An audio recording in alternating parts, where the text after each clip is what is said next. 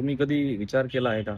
एखाद्या वस्तूची किंमत वाढल्यानंतर विक्रेते त्या गोष्टीला कसे रिस्पॉन्स करतात? तुम्ही मागणीच्या नियमामध्ये कन्झ्युमर कसे रिस्पॉन्स करतात ते पाहिलेलं आहे.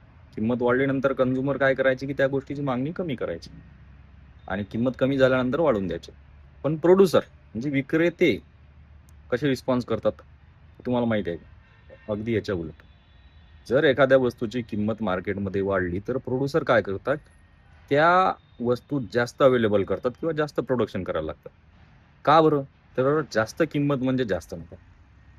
जास्त नफा जर होत असेल, तर प्रोड्युसरच्या हाती सेव्हिंग्ज येतात.